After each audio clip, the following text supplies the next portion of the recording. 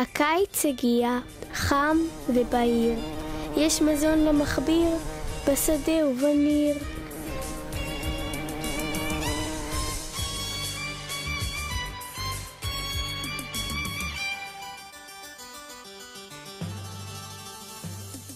רוקד הצרצר, עליז, מתרונן, מתאמן ושר, בכינור מנגן.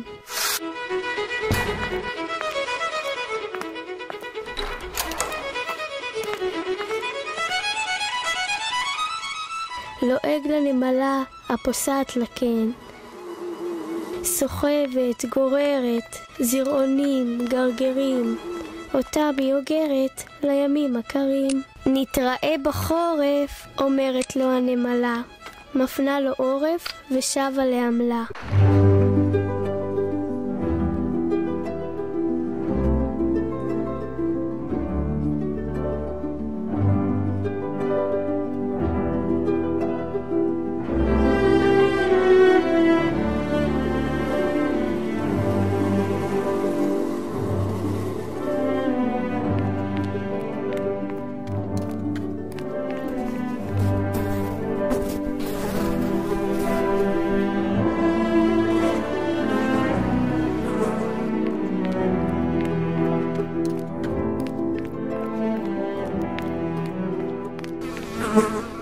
ואכן בא החורף, גשם, רוח וכפור, בוכה צרצרנו, רועד כולו מקור.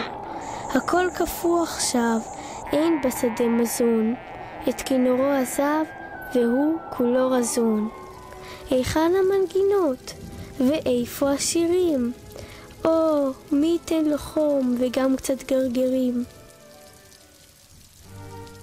רגע, רגע, הוא ממהר לקן.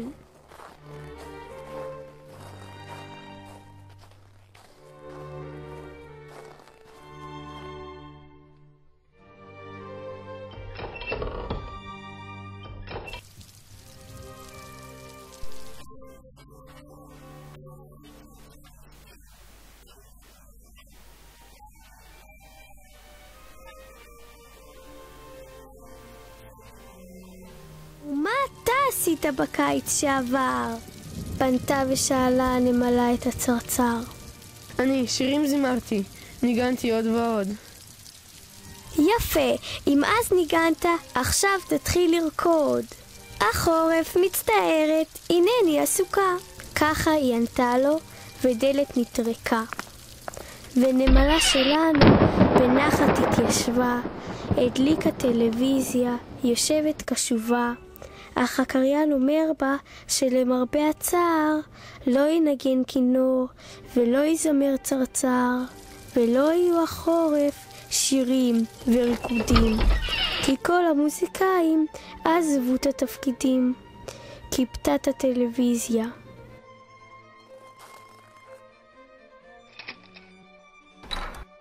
טוב, נו, לא חשוב. ורדיו הדליקה והתיישבה לשוב. אך הקריין אומר בו שלמרבה הצער לא ינגן כינור ולא יזמר צרצר ולא יהיו החורף שירים וריקודים, כי כל המוזיקאים עזבו את התפקידים. הנמלה בעצב עלתה מן הספות, ואינטרנט הדליקה, התכוננה לצפות. ביצעה חיפוש בגוגל, מצאה את האתר, אבל בכל מקום לה כתוב אותו דבר, שלמרבה הצער אפילו לא קטנים לא יעלו ליוטיוב בחורף סרטונים.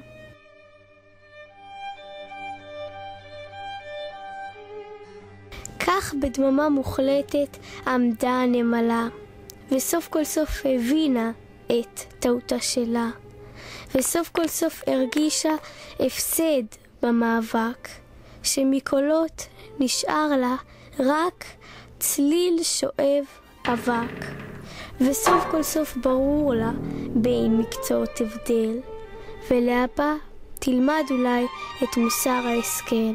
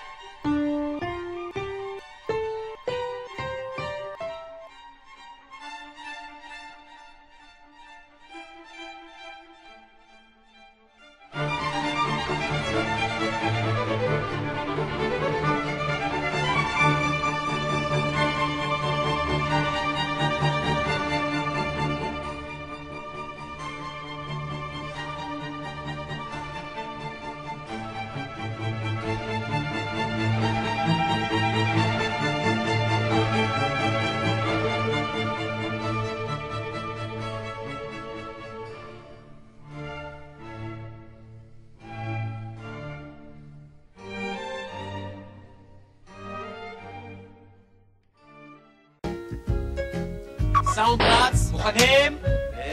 אקשן.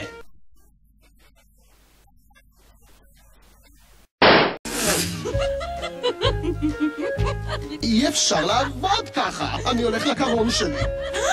נעשה הפסקה.